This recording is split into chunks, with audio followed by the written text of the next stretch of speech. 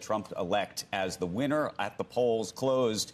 And in the week leading up to the election, the presidential election contracts on Polymarket, Kalshi, Interactive Brokers, Robinhood all indicated that Trump had a wider lead ahead of Vice President Harris than the traditional polls. And joining us right now in an exclusive interview, the man who I think led so much of this is Shayne Coplan. He is the CEO of Polymarket, and we're thrilled to have you here. Your first interview on TV. Yeah, thanks so much for having me, guys. You've been in the headlines a lot. Before we even get into the whole thing, have you slept?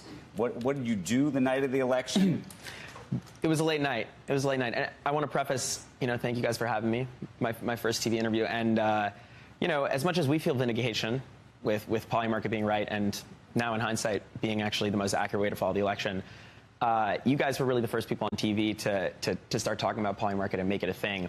And I know you guys got a lot of flack for that, and I just appreciate you guys standing up for it. And hopefully you guys feel the same sense of victory that we do. We do, but let me ask you this. Did you ever worry that the markets, your market, might not be right?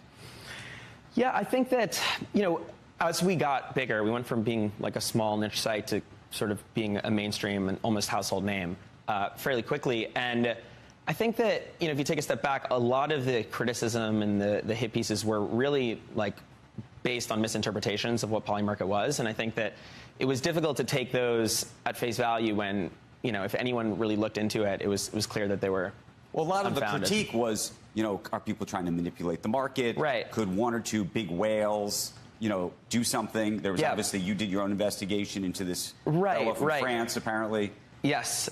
I think that the thing that people get wrong about Polymarket, the thing that I wish people would understand better, and maybe now that they're more open-minded to it, is that if someone takes a really big position on Trump, for example, there's someone on the other side. There's a counterparty. It's all peer-to-peer. So there's also a really big position being taken on Harris. And because of that, and when you see the odds on Polymarket, it's not a function of how much money was put on either side. It's a function of market price at that moment. And usually there's a 0.1 cent spread. It's the tightest spread for this market in the world. And I think that when you think about it like that, some trade that someone made 2 weeks ago doesn't have bearing on what the market price is right now. So all I can say is I understand that it's a novel concept and people were skeptical when it came around, but hopefully now people will be a lot more embracing of market-based information. So even if no one likes to lose money. So the big French trader, I don't know if you're watching, but I called him. He's not very well known. His name was Elane Musquet. Yeah, that was a good one. Yeah, that was a good one, wasn't it? So, but a guy who doesn't care about even $100 million. I would think most people, nobody likes to lose $10. Right. Prime example of that when I bet. It kills me if I lose it. So no one is going to just throw money away unless they really can. Now, is even a person like that, could they manipulate this Polymarket? It's a great question. So, if we run through that simulation, right, it's like, unlike the stock market, and we have all these stocks back here, the saying, and you guys know this better than anyone, is the market can stay irrational longer than you can stay solvent because you have leverage and there's all different types of things that could happen. With Polymarket, the outcome of the market is going to happen regardless, and there's no leverage, and you can very clearly understand the true value of a share, an outcome share, by just understanding and trying to discern what the probability is of that outcome. You're saying I'm sorry, go ahead. Yeah, well, to answer your point, so if someone is coming in and basically is ready to lose money, what that is basically saying is they're willing to buy overpriced shares. And I think, we know this, but there's a lot of, smart money on the site or paying attention to it. People, they're really smart all around the world. And if there's uninformed flow, if there's price insensitive flow, people are going to take that risk. Granted, it's up to the market to go and interpret a lot of flow, if there's a large influx of flow, whether it's informed or uninformed flow. But I do think that that's just a function of the markets working. And as we saw this time around, right, this was someone with an infinite bankroll and it didn't push the market up that much. And as it turned out, he had done a lot of research and had non-consensus information that ended up being accurate. Yeah, nobody should have looked at it as much as I looked at it. That's all I'll say. After I downloaded the app. No, you've been one of our biggest champions. But as it would fluctuate, literally it would fluctuate tenths of a point, and I'd be like, oh no, what is that? Right. But I will tell you one more thing, Andy, that happened, which it gave me just a lot of power on election night.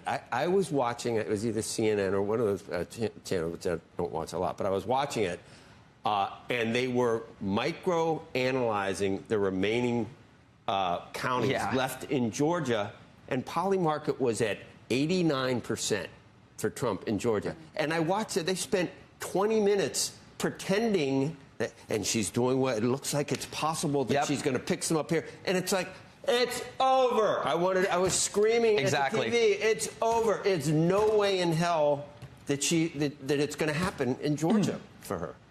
Yeah, on the money. Look, like, okay, there's the forecast weeks before. I almost called CNN. No, I love it. So there's the forecast weeks before, but the thing that is undeniable was the night of the election, Polymarket was the first destination to basically convey that Trump had won. And it was a good 2-3 hours ahead of media, so much so that people who were watching legacy media, hours later were like, oh, wow, Polymarket has Kamala so low. We were in the office and we were looking at the odds and on Polymarket, and it looked like a done deal. And if you were just watching TV, you would think it's neck and neck. Right. And I think this is a complete shift of the Overton window. It is an inflection point in news and politics where Polymarket is. Not only that, Shayne, but from the J.D. Vance debate on. Is when it stared, and you could see it. You could see it on Polymarket. It never wobbled like shares of DJT, as you pointed out. No, but that's but it's also market based. It is. It's people placing money and having. But I think a large block at DJT can move it $5. But I think that's what we had kind of been talking about too. Andrew made the point earlier that it's only going to be as smart as the wisdom of the crowds and people who are betting, whether it's the smart money, whether it's not. If you have people who are, and I guess your point is they're not betting what they think or what they gut or what they want. These are people who are very highly informed who are making these bets. Yeah, I mean, it doesn't need to be all highly informed people. There can be people who know nothing, and that just goes and adds to the liquidity in the market, right? Well, the important thing is that, as the saying of free markets goes, a nod to the late, great Frederick Hayek and Robin Hanson. I got to give credit to the real thought leaders and pioneers of these ideas. A disparate group of market participants, like you see on Polymarket, is more accurate than any given expert. Let me just ask you about the polls. Elon Musk posted, you probably saw this weeks before the election, that he said Polymarket was, quote, more accurate than polls as actual money is on the line. What do you actually think of the polls? Because one of the things is the polls, to some degree, I have to imagine, are the basis. Maybe not. Maybe I'm totally wrong on this. But as the polls moved around a little bit, Polymarket moved around a little bit. It's right? one data point. Yeah, it's one data point. I think. What do you think is going on with polls in America? And I apologize to the pollsters. I hope we didn't put any of them out of business. But the thing about the polls is that what people really want to know is what's likely to happen. And people look at the polls and they see polls that tell you one thing and polls that tell you the other thing. And people gravitate to the pollsters that are funded, by people that share their political beliefs. And then immediately it becomes useless. Now, what's cool about Polymarket is that the people who are market participants are going and looking at the polls and they're filtering through what actually matters, the signal from the noise. So they're pricing in whatever information is coming out through polls and through other things that matter, to the point where, like you guys have been saying, all you really have to do is look at Polymarket. Right. Speak to this dynamic, though. You're based in Soho, New York. Yep. The people who technically are allowed to bet and use Polymarket are not allowed to be in this country. Right. And so what does that say about what they know? Exactly. Or don't know? That's a function of us starting, as we saw on the Twitter, like just starting as a really small startup with basically no money and having to go and figure out and try to build the product the right way. I want to give a lot of credit to the people who fought the battle to go and legalize political prediction markets in America. Talking about like Kashi now and some of the others. Yeah, absolutely. And I think that's awesome for all the players who've entered the U.S. market. It's awesome for us as the largest global player. Yesterday there was a report. We have 84% global market share, which is really exciting. And now we're in the position to be able to go and be aggressive around expansion. How important is it for you to be in the U.S. market? It's part of the plan. Right. But to go back to what you said. The idea is if you can go and build a free market, right, where people are trading outcome shares that pay out $1 effectively, $1 USDC per share. What you're modeling is the likelihood of that happening, and what we want to do is build a free market to the best of our ability, within the bounds that we had to, so that you could go and anyone could go and see the odds of these things. And it's humbling. I mean, I got calls from Mar-a-Lago. I didn't even know a lot of these people that well, and they were like, "Look, like we were talking. Polymarket was being shouted out while we were there. This is how everyone in there started celebrating. They were looking at Polymarket, which is surreal. It's surreal, but I think it's look. This is a case study, right? And if this is sort of where it ends, I don't think that we've even scratched the surface of how important this can be. Do you think any of this becomes a self-fulfilling prophecy? Because the people who are worried about betting on elections or things like that think that there's a psychological impact that it can have on actually changing the outcome, and that the people who are betting do have an impact on it. I remember even the last couple of days when some of the pollsters were saying more women were coming out to vote. Then all of a sudden, one of the other points that some people made, and I don't know if this was true, was that actually most of the people who are betting on places like Polymarket and others happen to be men. So maybe it was underrepresenting the way women would think about these things. So I think a lot of that stems from the fundamental misunderstanding that it's people voting with money rather than it being a market and you looking at market price.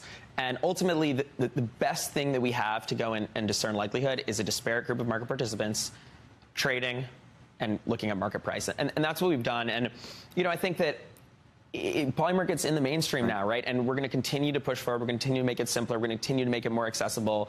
We're going to continue to engage.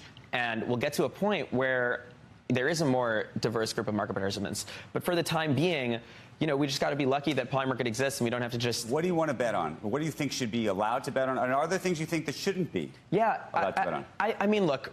I think that the premise of Polymarket is I'm not the know-all oracle. I don't know everything about politics. I don't know everything about what people want. We believe in markets, and what we're really excited about is letting people ask their own questions. I think that is the... What's the craziest thing people have bet on thus far? I mean, you gotta go through the market history.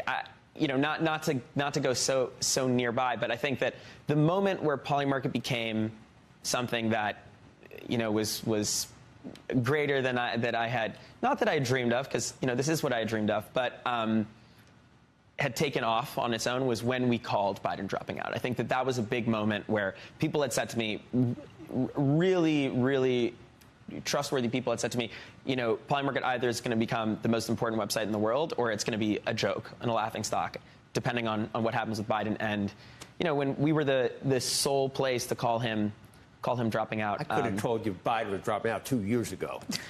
Well, and then if I'm an outsider, I would have to go and say, well, you're saying this. Any normal person could have told you Biden. At the same time, though, if you were watching Biden press conferences, he was saying he wasn't going to. So I know. Shayne, very quickly, you are 26. What did you study? How did you build this? You're so young. Thanks so much. I feel old. It's funny. I started Polymarket when I was 21. I really think that I was just a very curious and very nerdy teenager. I read a lot. You dropped a Hayek reference. What? Did you study economics? Did you study math? What I studied a lot of things, but on the internet. Both my parents teach at colleges, so I guess I have the learning gene. But I am excited. I always kind of felt that I was running behind. I've been into this stuff, just markets in general, since I was 14. I went to high school a few blocks from here, I'm grateful we've built something that. A few weeks ago, it was, and you guys, we've been talking, and I haven't really done any press, and I really do believe in letting the work speak for itself.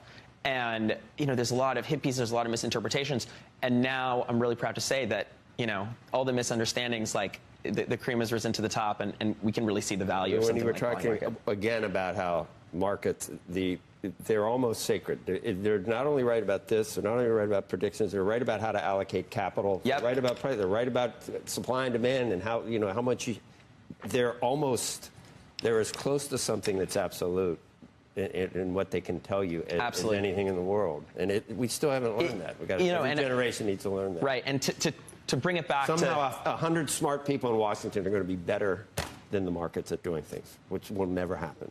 There you go. And that even ties back to Futarchy, which is something super exciting where you can use markets to aid in making decisions. But to tone it back, I'll bring it back to day one. And the mission was to harness the power of free markets to demystify the real world events that matter most to you. And Yeah. I like to think we're delivering on that mission. Shayne, come on back. I hope Thanks this so much is the for having first me. of many, and we really appreciate it. And I appreciate your guys' support Thank all you. the way. I loved it. Came up and you gave me a hug. I mean, Yes, that's- yes, you deserve it. You deserve it. That was really. Hugs are always nice. Hugs are always Hugs are nice. good. You are a natural, by the way. I can't believe this is your I know. first television. Yeah. Thanks so much. I woke up. I was like, am I going to fall asleep on set? But No, you did great. People. That's, By the way, We were FaceTiming last week, so it's good. That's not the, Thank yeah, you. that's usually Thank not the you. problem. Thank you guys. We've Thank never you so lost much. anyone. This was incredible. This was not gonna be my last time on TV. My first time. Always remember. Don't it. leave yet. Thank you. Thank Don't you. leave. Don't go Up to it. next.